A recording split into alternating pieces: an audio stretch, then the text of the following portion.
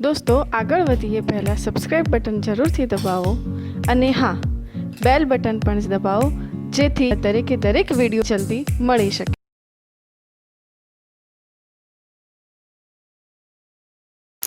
નમસ્કાર વિદ્યાર્થી મિત્રો, આપણે વર્ગીકરણનો અભ્યાસ કરી રહ્યા છીએ, જેમાં અગાઉ કેટલાક શબ્દો છે એની સમજૂતી આપી છે।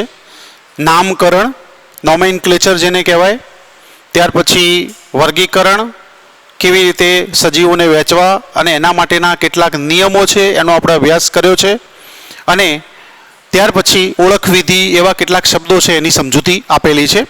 હવે એના પછી આગળ તરફ આપણે જઈએ છીએ, એમાં એક વર્ગક શબ્દ મૂકેલો છે જેને ટેક્સા કહેવામાં આવે છે। ટેક્સોનોમી શબ્દ એના ઉપરથી આવ્યો છે, વર્ગીકરણની પદ્ધતિ। તો જ્યારે પણ આપણે સજીવોનું વર્ગીકરણ કરીએ છીએ ત્યારે કોઈ પણ શબ્દ અથવા કોઈ પણ વસ્તુ આપણે જે મૂકીએ છીએ એ જો વર્ગીકરણ વિદ્યાનો એક ભાગ હોય તો એને ટેક્સા કહેવામાં આવે છે। જુદી જુદી કક્ષા છે, બીજું કંઈ નહીં। આ એક પ્રકારની કક્ષા છે કે જે વર્ગીકરણનો ભાગ હોય, એને ટેક્સા તરીકે ઓળખવામાં આવે છે। ઘણા બધા આપણે ટેક્સા અથવા ઉદાહરણો આપણે ભણી ગયા છીએ, તો એની અંદર ઉદાહરણ આગળ આપણે મૂક્યા છે એના એ મૂકી શકીએ છીએ। દાખલા તરીકે સસ્તન, કીટકો, એક ઉદાહરણ વનસ્પતિનું નામ આપ્યું છે, ઘઉં નામ આપેલું છે, એ પણ ચાલે, કૂતરો વગેરે। તો આ બધા જે આપણે નામ આપેલા છે એ બધા નામ છે જેને ટેક્સા તરીકે ઓળખવામાં આવે છે, અને એ વર્ગીકરણનો એક ભાગ છે। એનો ચોક્કસ પ્રકારનો કોઈ અર્થ થાય છે અથવા તો ચોક્કસ રીતે એને એ મૂકવામાં આવતા હોય છે, તો એની વાત અહીંયા થોડી કરેલી છે। ત્યાર પછી બે શબ્દો છે બીજા, આપણે એને સમજીએ। જો કે વર્ગીકરણ દરેક વખતે આપણે કહેતા હોઈએ છીએ, પણ વર્ગીકરણ એટલે શું એની સમજૂતી થોડીક અહીંયા ફરીથી આપેલી છે। વર્ગોમાં વહેંચવાની ક્રિયા અથવા તો અંગ્રેજી શબ્દ છે એના માટે ક્લાસિફિકેશન, ક્લાસમાં વહેંચવાની, આગળ એની સમજૂતી ફરીથી પહેલાં આપેલી છે છતાં પણ ફરીથી એકવાર। તો જુદા જુદા વર્ગોની અંદર વર્ગના આધારે આપણે એની વ્યાખ્યા કરીએ છીએ। તો લાક્ષણિકતાઓને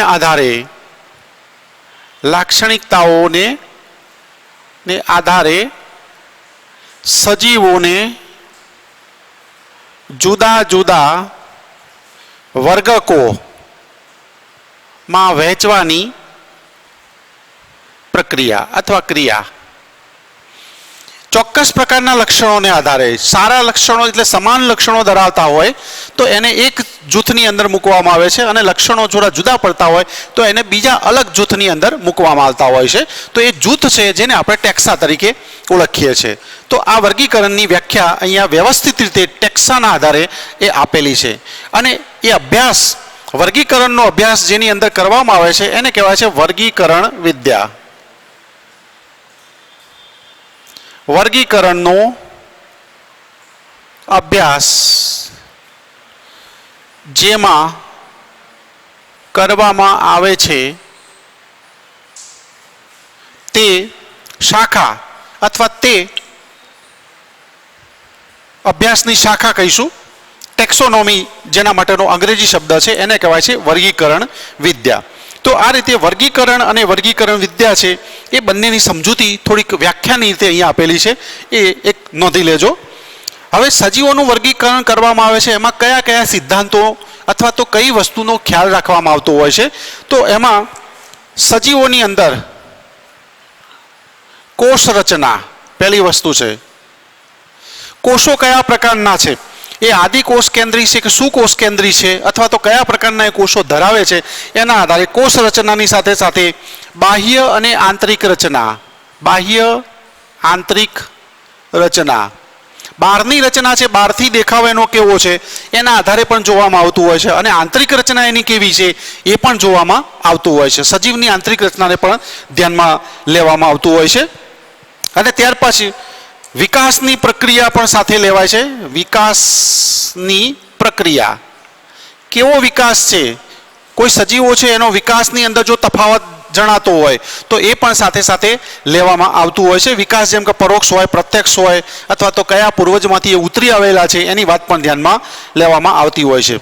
પછી પરિસ્થિતિકીય જાણકારી, પરિસ્થિતિકીય જાણકારી એટલે કે ઇકોલોજીકલ એનું નિવાસસ્થાન જેને કહેવાય, એ કયા નિવાસસ્થાનમાં રહે છે અને કેવી રીતે એ પર્યાવરણનો સારામાં સારો ઉપયોગ કરી શકે છે, આ એની જાણકારી છે એનો પણ એની અંદર સમાવેશ કરવામાં આવતો હોય છે. તો આ બધી વસ્તુઓ છે એ ખાસ કરીને જે અભ્યાસ આપણે એને કહીએ છીએ એ આ બધી બાબતોનો અભ્યાસ વર્ગીકરણ વિદ્યાની અંદર ધ્યાનમાં લેવામાં આવતો હોય છે અને એના પછી એના આધારે વર્ગીકરણ કરાય છે. કેટલાક શબ્દો છે અહીંયા અલગ અલગ રીતે આપેલા છે, તો એની અંદર કઈ કઈ પ્રક્રિયાઓ આવે છે વર્ગીકરણની અંદર, તો એ પ્રક્રિયા છે એની અંદર પહેલા નંબરનો મુદ્દો છે લક્ષણીકરણ. લક્ષણો ઉપરથી એનું નામ છે લક્ષણીકરણ, કેરેક્ટરાઇઝેશન, એના માટેનો અંગ્રેજી શબ્દ એક મૂકેલો છે, એ પહેલા નંબરની વાત આવે છે. પછી આઈડેન્ટિફિકેશન, ઓળખ વિધિ, ઓળખાણ કરવાની, એનું નામ છે, એના લક્ષણો છે, એ બધા જે મુદ્દાઓ છે એનો આપણે આગળ અભ્યાસ કરેલો છે, જેને આપણે આઈડેન્ટિફિકેશન અથવા એને ઓળખ વિધિ તરીકે ઓળખીએ છીએ. અને પછી વર્ગોની અંદર વહેંચવું એટલે વર્ગીકરણ, જેને આપણે ક્લાસિફિકેશન અથવા વર્ગોની અંદર વહેંચવાની પ્રક્રિયા એમ પણ કહીશું. સજીવને નામ આપવું એને કહેવામાં આવે છે નામકરણ, જેને કહેવાય છે નોમેનક્લેચર. ICBN અને ICZN ના સિદ્ધાંતને અનુસરવું પડે છે વનસ્પતિ પ્રાણીઓ જે હોય એને. તો આ બધી વસ્તુ છે એ વર્ગીકરણ વિદ્યાના અભ્યાસ માટે મૂળભૂત જેને કહેવાય પ્રક્રિયાઓ છે અથવા ક્રિયાઓ છે. એટલે કહેવાનો અર્થ એવો છે કે વર્ગીકરણ વિદ્યાનો અભ્યાસ જો કોઈ સજીવ માટે આપણે કરવો હોય તો એની અંદર આટલી વસ્તુ એની અંદર હોવી જરૂરી છે. એના લક્ષણો કયા કયા છે એ પણ આપણે જાણકારી હોવી જોઈએ, એનું નામ કયું પાડ્યું છે અને એની ઓળખ કઈ રીતે કરેલી છે, આ બધી બાબતો છે એનો સમાવેશ એની અંદર કરવામાં આવતો હોય છે. નાની નાની માહિતી છે, થોડીક યાદ રાખવાની બધી માહિતી એની અંદર આપેલી છે, એટલે મુખ્ય પોઈન્ટ આ પ્રમાણે આપણે એની અંદર નોંધ કરતા રહીશું. તો એ બધી બાબતો એની અંદર રહેલો છે. હવે વર્ગીકરણ વિદ્યા છે એ કોઈ આજકાલની બાબત નથી, કોઈ નવી વસ્તુ નથી. એનો થોડોક આપણે આગળથી પોઈન્ટ લખીએ છીએ. વર્ગીકરણ છે એ જૂના જમાનાથી ચાલી આવે છે, આજકાલની વાત નથી. તો એનું ઉદાહરણ કેટલુંક આપેલું છે. પહેલાના સમયની અંદર જ્યારે આદિ માનવો, જ્યારે એની જરૂરિયાતો બહુ ઓછી હતી અને એ વખતે જે માણસો હતા એ પોતે વર્ગીકરણ કેવી રીતે કરતા હતા એની થોડીક સમજ અહીંયા આપેલી છે. તો પહેલા પોતાના ઉપયોગ માટે પ્રાચીન સમયની અંદર, પહેલાના સમયની અંદર માનવ પોતાના ઉપયોગ માટે જે પ્રાણીઓ છે એનું વર્ગીકરણ એ કરતો હતો. અને એને શું ઉપયોગ, જેમ કે આગળ આપણે વાત કરી ગયા છે, પાલતુ પ્રાણીઓ છે, હિંસક પ્રાણીઓ છે, અને કોઈ દૂધ આપતા પ્રાણીઓ હોય, માંસ આપતા પ્રાણીઓ હોય, ઈંડા આપતા પ્રાણીઓ છે, વગેરે રીતે એ પોતાની રીતે એ વર્ગીકરણ કરતો અથવા તો જુદા જુદા વર્ગોની અંદર એ વહેંચતો હતો એ સમયની અંદર, પહેલાના સમયની અંદર. અને ત્યાર પછી એ વધુમાં વધુ પોતાની પાયાની જરૂરિયાતો છે એના આધારે એ વર્ગીકરણ કરવા લાગ્યો. દાખલા તરીકે એની અંદર પાયાની જરૂરિયાતો જેવી કે ખોરાક, પછી શબ્દ વાપર્યો છે પહેરવા ઓઢવા, પહેરવાનું એટલે કપડાં અને ઓઢવા માટે, ઠંડીથી બચવા માટે, એના માટેની વાત છે. પછી આશ્રયના સ્ત્રોત એટલે નિવાસસ્થાન, પોતે રહેઠાણની વાત આવે છે, બરાબર. બીજા શબ્દોમાં કહેવું તો રોટી કપડાં ઓર મકાન એવો શબ્દ એના માટે વપરાય છે. એટલી જ એની જરૂરિયાતો હતી અને એ જરૂરિયાતો પ્રાણીઓમાંથી અથવા તો કયા સજીવોમાંથી પૂરી થશે એના આધારે પોતે વર્ગીકરણ કરતો હતો અથવા તો એવા સજીવોને એ વહેંચતો હતો. એના પછી જેમ જેમ આગળ એને રસ જાગ્યો એ પ્રમાણે એ સજીવો વચ્ચેના સંબંધો છે, જુદા જુદા પ્રકારો, આગળ જતા જ સજીવોના પ્રકારો, એમની વચ્ચેના આંતર સંબંધો, વિવિધતા વગેરે માં રસ દાખવતો થયો ધીમે ધીમે. અને ત્યાર પછી એ એમની વચ્ચેના સંબંધો જાણવાનો પણ એને પ્રયત્ન કરેલો છે. સજીવો વચ્ચેના સંબંધો એક સજીવ બીજા સજીવમાં કેવી રીતે સંબંધિત છે અને માનવ સાથે કેવી રીતે સંબંધ ધરાવે છે એની અંદર એ જાણકારી એને દાખવવાનો એને પ્રયત્ન આગળ જતો કરેલો છે. અને ત્યાર પછી આ પ્રકારની એક અભ્યાસની શાખા અસ્તિત્વમાં આવેલી છે અને એનું નામ આપેલું છે પદ્ધતિસરનું વિજ્ઞાન. પદ્ધતિસરનું વિજ્ઞાન, જેના માટે અંગ્રેજી શબ્દ વાપર્યો છે સિસ્ટેમેટિક્સ, એનો શબ્દ છે અંગ્રેજી સિસ્ટેમેટિક્સ. અને એ સિસ્ટેમેટિક્સનો અર્થ થાય, એક બહુ નોર્મલ શબ્દો છે, પદ્ધતિસર, ગમે તેમ નહીં, સજીવો એ કેવી રીતે લક્ષણો ધરાવે છે, એકબીજા સાથે કેવી રીતે સંબંધ ધરાવે છે અને એના આધારે સિસ્ટેમેટિક રીતે એને વર્ગીકરણ કરવાનું શરૂ કરેલું છે. અને સિસ્ટેમેટિક શબ્દ છે અત્યારે પણ આપણે ઘણી વખતે વારંવાર વ્યવહારની અંદર વાપરતા હોય છે કે બહુ સિસ્ટેમેટિક ચાલે છે, એમ કે સિસ્ટમ સારી છે, એમ પદ્ધતિ સારી છે, એવું પણ આપણે ઘણી વખતે કહેતા હોય છે. તો એવો શબ્દ એને એ વખતે વાપરેલો છે. અને એ શબ્દ છે એ લેટિન ભાષાનો શબ્દ સિસ્ટેમા ઉપરથી ઉતરી આવેલું છે. એની પણ થોડી વાત કરીએ. સિસ્ટેમેટિક શબ્દ છે એ લેટિન શબ્દ, લેટિન ભાષા એ વખતે પ્રચલિત હતી અને એની અંદરથી એ ઉતરી આવેલો છે, જેનું નામ છે સિસ્ટેમા. એનો અર્થ થાય છે પદ્ધતિસરનું, વ્યવસ્થિત, ગમે તેમ નહીં, આડું ઓડું નહીં. તો એવો સિસ્ટેમા શબ્દ છે, એના ઉપરથી આ સિસ્ટેમેટિક શબ્દ છે એ ઉતરી આવેલો છે.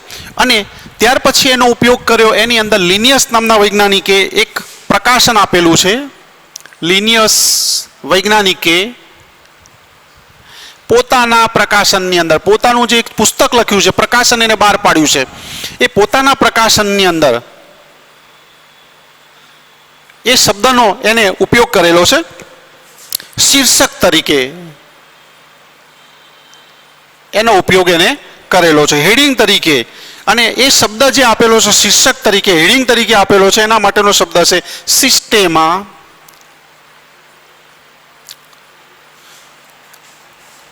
નેચરા. NATURAE, નેચર ઉપરથી નેચરા. આ એક એનું પ્રકાશન બહાર પાડ્યું છે લિનિયસ નામના વૈજ્ઞાનિક. લિનિયસનો બહુ મોટો ફાળો છે વર્ગીકરણની અંદર.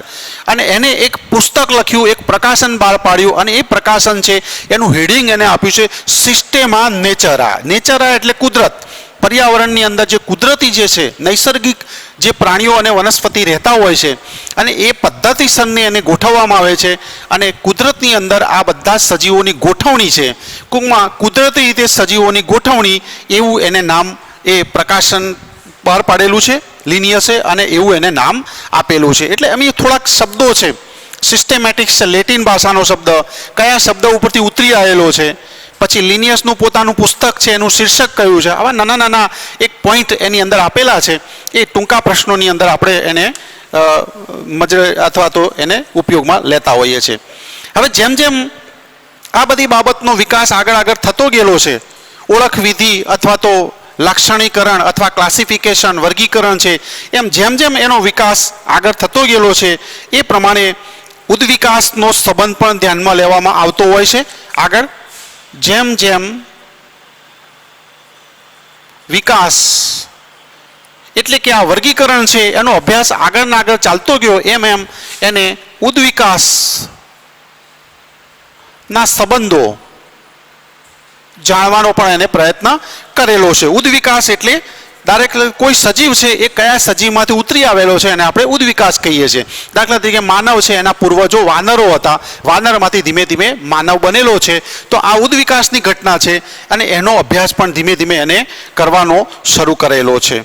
તો આ બધી બાબતો છે એ નાના નાના મુદ્દાઓ છે અને એકની એક વાત ગોળ ગોળ ફેરવી અને કેટલાક મુદ્દાઓ લખેલા છે, પણ આ રીતે આપણે પોઈન્ટ વાઇઝ એને જો લખીએ તો ટૂંકા પ્રશ્નો માટે આપણને એ મદદરૂપ થશે. હવે આપણે એક અલગ ટોપિકની ચર્ચા કરીએ છીએ, વર્ગીકૃત કક્ષાઓ, જેનો અંગ્રેજી શબ્દ છે ટેક્સોનોમિક કેટેગરીઝ. કેટેગરી શબ્દ આપણે બધા જાણીએ છીએ, કઈ કેટેગરીમાં આવો છો એવો બધો ઘણીવાર વાત થતી હોય છે. તો એની કક્ષાઓ કઈ છે અથવા તો કેવી રીતે એને લેવામાં આવે છે એની થોડીક વાતો આપણે કહીએ છીએ. તો વર્ગીકરણ છે એ માત્ર એકાકી પદ્ધતિ નથી. એક તો વર્ગીકરણ માત્ર એકાકી પદ્ધતિ નથી. એટલે કે એક જ શબ્દથી તમે કોઈ વર્ગીકરણ કરતા હોય, દાખલા નામકરણ કરી દીધું એટલે વર્ગીકરણ પૂરું થઈ ગયું, ઓળખ વિધિ કરી એટલે વર્ગીકરણ પૂરું થઈ ગયું, અથવા તો વર્ગીકરણની કક્ષામાં મૂકી દીધું એટલે પૂરું થઈ ગયું, એવી વાત નથી. એ ઘણી બધી એક કક્ષાઓ છે એની આખી સિરીઝ બનતી હોય છે, શ્રેણી બને છે અને એનાથી વર્ગીકરણ છે એ પૂરું થતું હોય છે. શ્રેણીબદ્ધ ચરણ ધરાવતી પદ્ધતિ છે, એની અંદર ઘણી બધી આવેલી છે. શ્રેણીબદ્ધ ચરણ ધરાવતી અથવા દર્શાવતી પદ્ધતિ છે, એક પદ્ધતિ નથી. આગળ આપણે થોડોક અભ્યાસ કરીએ છીએ, એની આખી શ્રેણી છે, એના ઉપરથી એનો થોડો ખ્યાલ આવી જશે તમને. એટલે એક હરોળ અથવા તો શ્રેણી, હરોળ છે, સિરીઝ છે, એની એક પદ્ધતિ એને ગણવામાં આવે છે. અને એના ઉપરથી વર્ગીકરણ કક્ષા છે એની વ્યાખ્યા આપવાનો અહીંયા પ્રયત્ન કરેલો છે કે જેઓ કોઈ પણ શબ્દ અથવા કક્ષા બધી દ્રષ્ટિએ વર્ગીકરણ વ્યવસ્થાનો એક ભાગ હોય, વર્ગીકરણ વ્યવસ્થાનો એક ભાગ હોય તો તેને વર્ગીકૃત કક્ષા તરીકે ઓળખવામાં આવે છે. એ કક્ષા નામ આપેલું છે ટેક્સા, જેના માટે શબ્દ છે. એ વર્ગીકરણ વ્યવસ્થાનો એક ભાગ છે, ચોક્કસ પ્રક્રિયા એ દર્શાવે છે, ચોક્કસ એ શબ્દ એના માટે મૂકેલો છે, વર્ગીકરણ વ્યવસ્થા છે, તો એને કક્ષા તરીકે ઓળખવામાં આવતો હોય છે. અને આપણે જાણીએ છીએ કે કોઈ એકાકી પદ્ધતિ નથી, તો આ બધી કક્ષાઓ ભેગી થાય ત્યારે પછી બને છે વર્ગીકૃત શ્રેણી બને છે. એટલે કે કક્ષાઓ ભેગી મળીને શ્રેણી બનાવે છે, સિરીઝ બનાવે છે. બરાબર?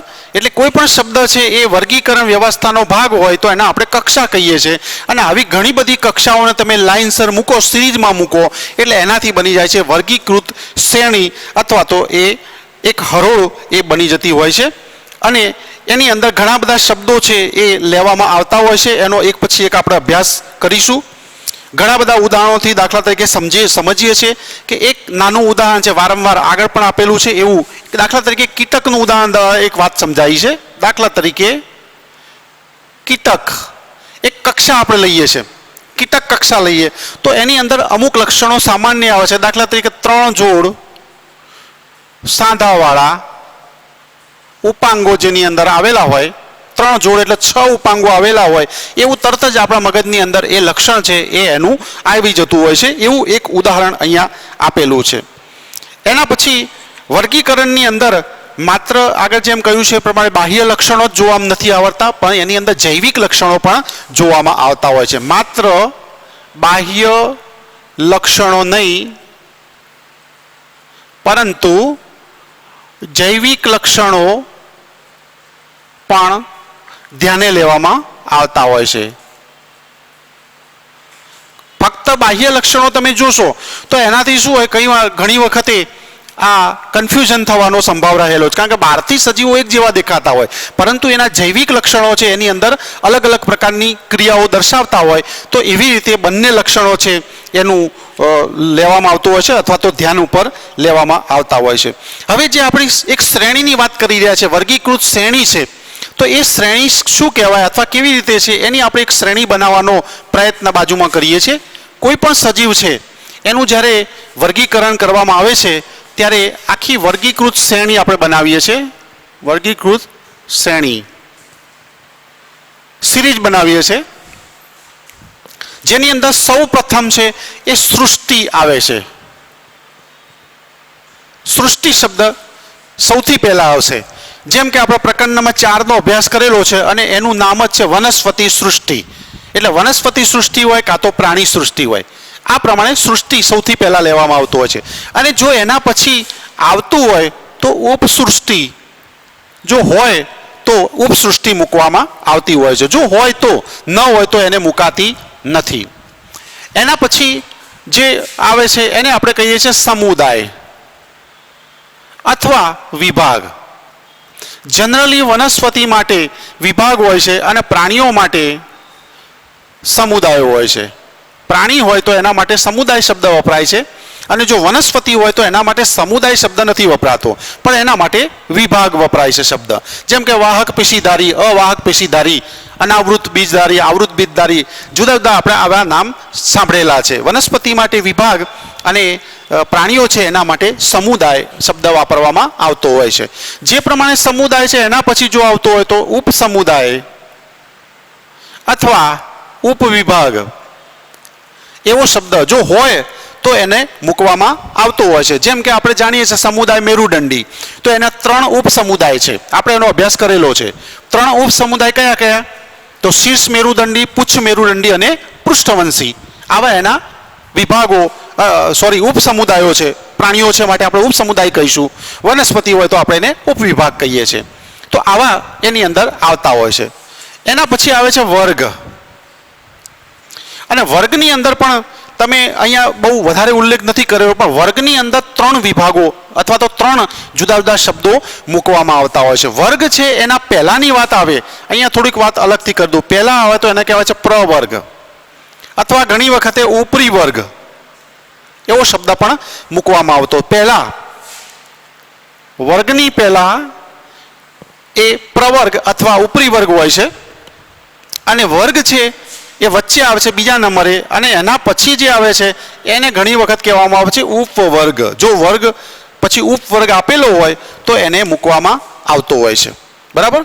પ્રવર્ગ પહેલા આવે, પછી વર્ગ આવે છે, અને પછી આવે છે ઉપવર્ગ. એનો શબ્દ એના પછી મૂકીએ છીએ આપણે ઉપવર્ગ. એના પછી આવે છે શ્રેણી.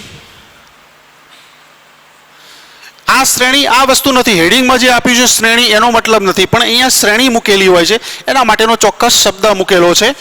એના પછી આવે છે ગોત્ર, ત્યાર પછી આવશે કુળ, એના પછી આવશે પ્રજાતિ, અને છેલ્લે એના પછી આવે છે જાતિ.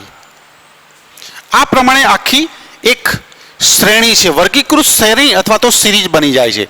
કોઈ પણ એક સજીવ લો તમે, દાખલા તરીકે માણસ લો, ફક્ત એક જ સજીવ લો છો તો એક જ સજીવ માટે આ દરેક વસ્તુ અલગ અલગ આવી જાય છે. પ્રાણી સૃષ્ટિ આવે, એના પછી ઉપસૃષ્ટિ જો હોય તો સમુદાય આવશે મેરુદંડી, ઉપસમુદાય આવે પૃષ્ઠવંશી, એના પછી વર્ગ આવે. જે પ્રમાણે આપણે વર્ગીકરણનો કોઠો આપેલો છે એ જ પ્રમાણે આખું થઈ અને છેલ્લે હોમો પ્રજાતિ અને જાતિ સેપિયન્સ છે એનો અભ્યાસ ડાયરેક્ટલી આ રીતે કરવામાં આવતો હોય છે. એ જ પ્રમાણે કુળ છે એ હોમિનિડી કુળ છે. હોમિનિડી કુળ, હોમો પ્રજાતિ અને સેપિયન્સ જાતિ હોય છે. આપણે એક નાનું ઉદાહરણ આપ્યું છે સમજવા માટે છે. તો આખી આ પ્રમાણે શ્રેણી અહીંયા મૂકેલી છે. હવે મિત્રો તમે અહીંયા જે વાત કરી છે વર્ગીકૃત કક્ષાની વાત કરીએ તો આ બધા વર્ગકો છે. આ વર્ગક છે, ટેક્સા, કક્ષા કહીશું તો પણ ચાલશે, વર્ગક કહેવામાં આવે છે. સૃષ્ટિ વર્ગક છે, ઉપસૃષ્ટિ પણ વર્ગક છે. આ બધા જ વર્ગકો છે અહીંયા મૂકેલા છે. અને વર્ગકો બધા જ્યારે ભેગા થાય છે ત્યારે એક વર્ગક અથવા વર્ગીકૃત શ્રેણી બને છે, સિરીઝ બને છે, અને આ પ્રમાણે એની અંદર ગોઠવાયેલી હોય છે. એટલે તમે આ એક એવી વસ્તુ છે કે એના કારણે તમે આગળના કેટલાક શબ્દો છે એને સમજવાનો પ્રયત્ન પણ કરશો તો તમને વધારે સારું સમજાશે. આ સમજાયા પછી તમે આગળના વિડીયો જોજો તો એની અંદર કેટલાક શબ્દો છે એની સરળતાથી તમને સમજૂતી મળી જશે. અહીંયા તમે બીજી વસ્તુ એક આપણે જોઈએ છે કે જેમ સૃષ્ટિથી આ જાતિ તરફ આવીએ છીએ એમ જાતિઓની સંખ્યા ઘટે છે. જાતિઓની સંખ્યા ઘટતી જાય છે. સૃષ્ટિમાં જેટલી જાતિઓ હોય એટલી ઉપસૃષ્ટિમાં ના હોય, એનાથી થોડી ઓછી થઈ જાય. સમુદાયમાં એનાથી ઓછી થાય, ઉપસમુદાય છે ઓછી થતી જાય. પછી પ્રજાતિ આવે, એની અંદર લિમિટેડ જાતિ આવે, અને જાતિની અંદર કોઈ ના આવે, છેલ્લામાં છેલ્લો છે. એટલે જાતિઓની સંખ્યા ઘટે આ પ્રમાણે આવો તો આ પહેલી વસ્તુ છે. એનું તરત જ ઉલટું તમે કરો, આ બાજુ મૂકી હોય તો મૂકી શકાય છે. એનાથી ઉલટી આ બાજુ કરીએ તો જાતિઓની સંખ્યા વધે. જાતિથી તમે અથવા પ્રજાતિથી અથવા વચ્ચેથી કોઈ પણ હોય, એવું નથી કે અહીંયા સૃષ્ટિથી જાતિ સુધી એવો શબ્દ મૂક્યો હોય. કોઈ પણ સિરીઝ જોઈ લેવાની તમને. દાખલા તરીકે એવું મૂકેલું હોય કે વિભાગથી કુળ તરફ આવતા, તો એક જ વસ્તુ થઈ, વિભાગથી કુળ તરફ આવતા, એટલે આ પ્રમાણે થયું. તો જાતિઓની સંખ્યા ઘટે છે, એનાથી વિરુદ્ધ દિશામાં જાતિઓની સંખ્યા વધે છે. બરાબર, એક વાત થઈ ગઈ છે. બીજા નંબરે છે લક્ષણોની અંદર જે સમાનતા છે, એ લક્ષણોની અંદર સમાનતા એ પણ અહીંયા જુઓ તમે તો જાતિઓની સંખ્યા ઘટતી જાય છે અને લક્ષણોમાં સમાનતા વધે છે.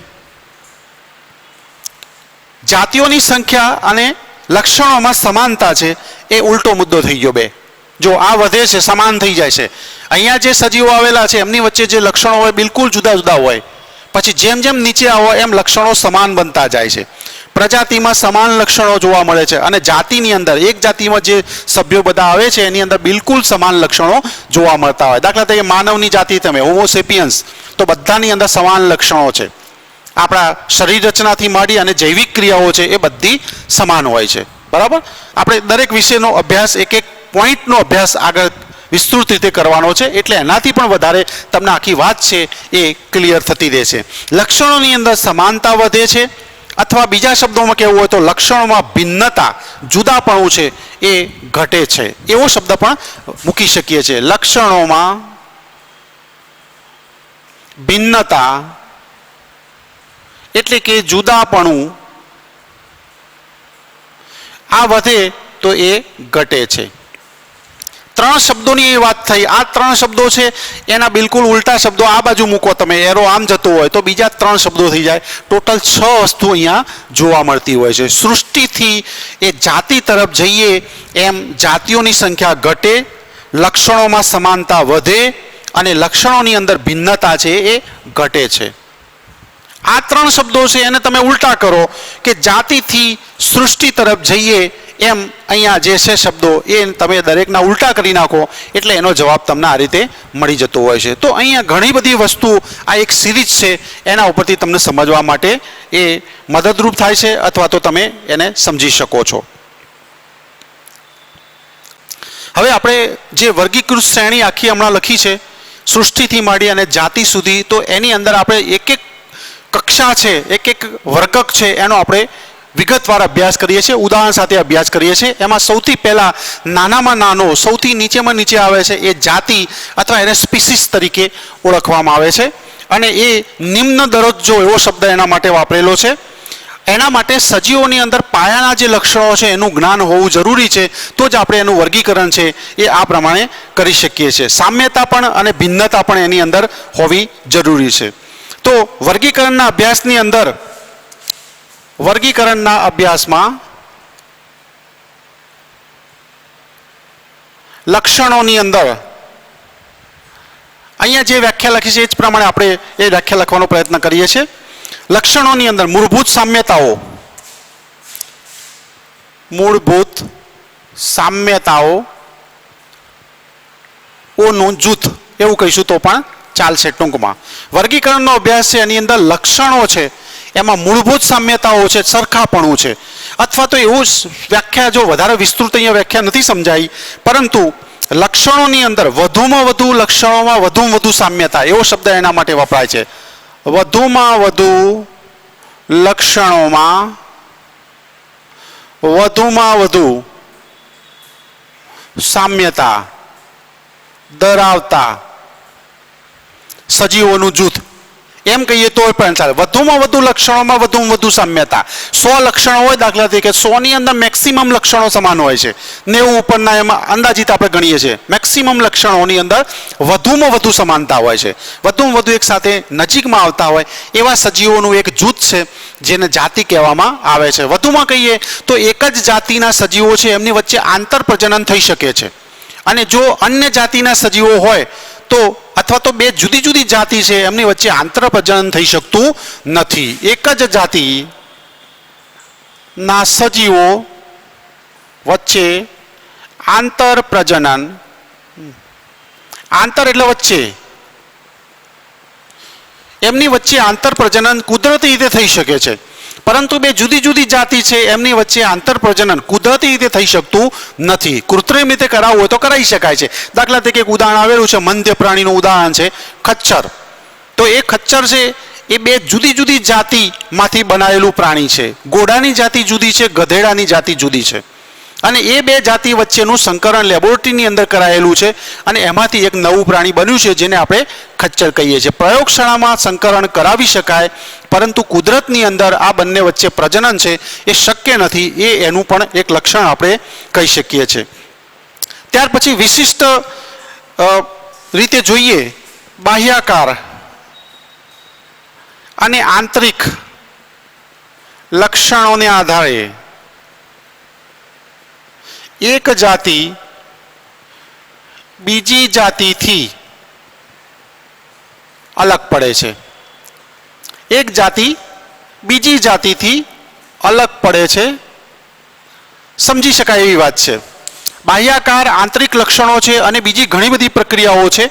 તો એ પ્રક્રિયાઓના આધારે એક સજીવ છે એ બીજા સજીવથી અથવા એક જાતિ છે એ બીજી જાતિથી અલગ પડે છે. જેમ મેં તમને વાત કરી એ પ્રમાણે કે ઘોડાની છે એની જાતિ અલગ પ્રકારની છે અને ગધેડાની છે એ બીજી જાતિ છે, એ અલગ પડે છે. ઘોડો અને ગધેડો તમે જોજો તો બંને છે એની જાતિ જુદી જુદી છે અને એકબીજાથી બાહ્ય દેખાવમાં પણ જુદા છે અને અંદરની બાજુ જે આંતરિક લક્ષણો છે એ પણ એની અંદર અલગ અલગ પ્રકારના જોવા મળતા હોય છે. અહીંયા આપણે બે ત્રણ ઉદાહરણો છે એ ઉદાહરણો દ્વારા આખી વાત સમજવાનો પ્રયત્ન કરીએ છીએ.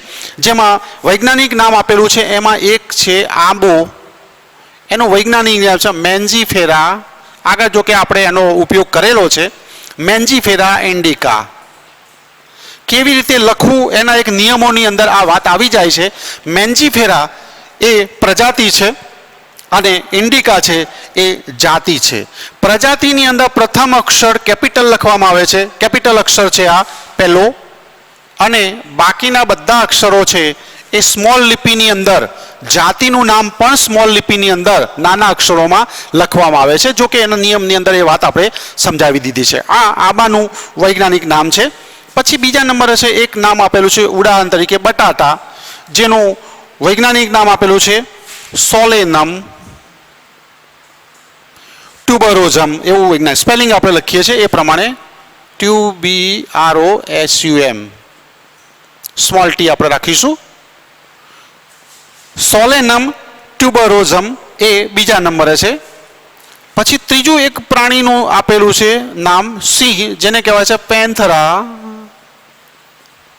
લિયો,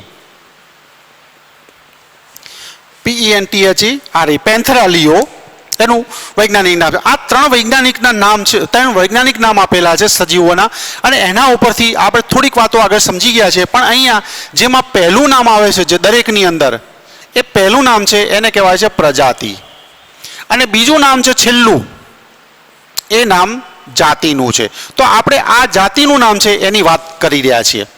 એટલે અહીંયા તમે જો પેન્થરા પ્રજાતિ છે, એને ઘણી બધી આગળ ઉદાહરણ એના આવે જ છે, અને પછી આપણે એક સરસ રીતે કોઠો બનાવી અને તમને સારી રીતે સમજાઈ જાય એના માટે એક ચાર્ટ બનાવીને પણ આપીશું કે એની અંદર આ વાત છે કેવી રીતે સંકળાયેલી છે.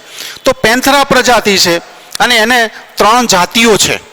એક પ્રજાતિ છે એને ઘણી બધી જાતિઓ હોઈ શકે છે, અને એ જાતિઓ છે એની અંદર મૂળભૂત લક્ષણો સમાન હોય છે. દાખલા તરીકે પેન્થરા લિયો, જેને આપણે સિંહ કહીએ છીએ, પેન્થરા ટાઇગરિસ, જેને વાઘ કહેવામાં આવે છે, અને પેન્થરા પાર્ડસ, જેને દીપડો કહેવામાં આવે છે.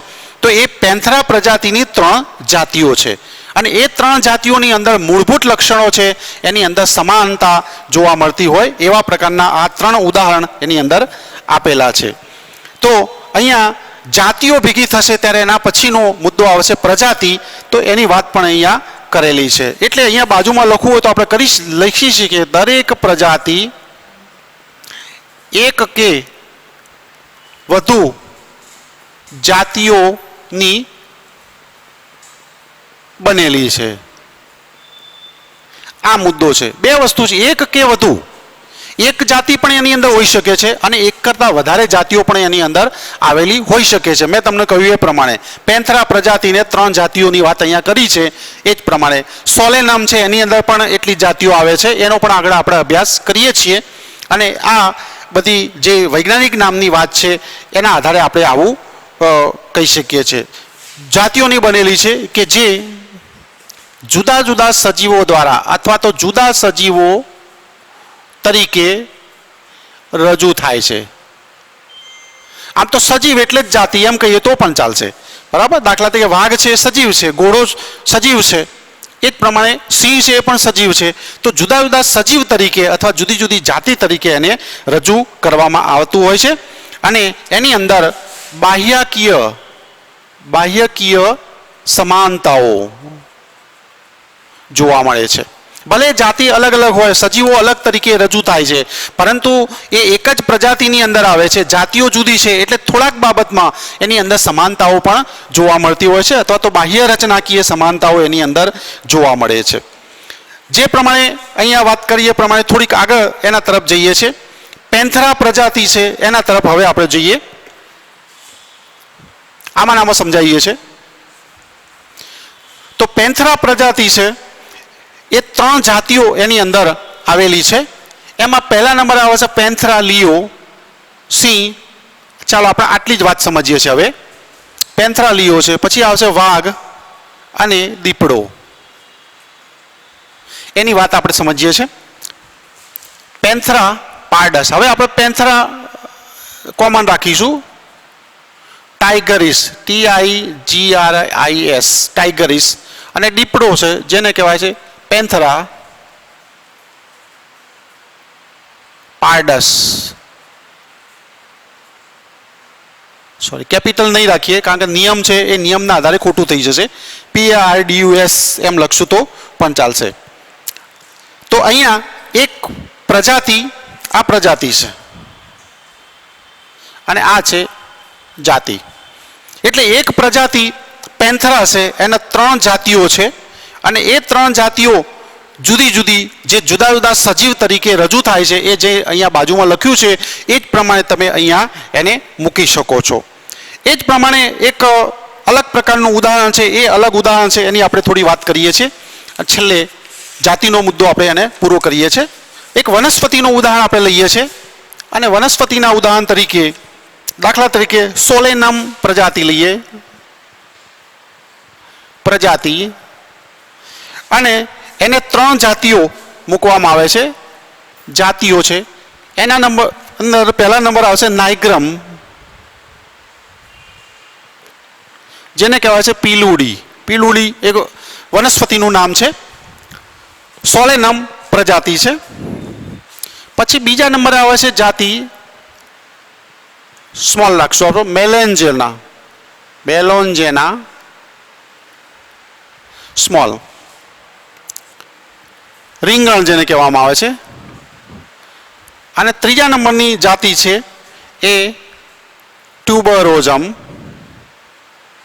જેને કહેવાય છે બટાટા. બરાબર.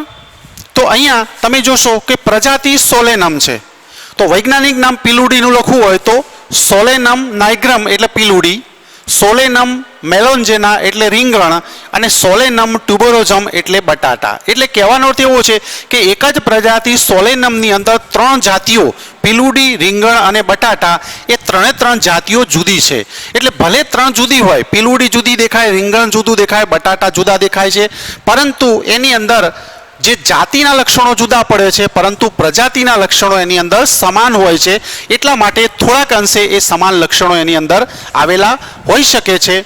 એ જ પ્રમાણે છેલ્લે માનવનું વૈજ્ઞાનિક નામ આપેલું છે અને એ તમે બધા જ જાણો છો. અંગ્રેજીની ગુજરાતી લખશું આપણે, હોમો સેપિયન્સ.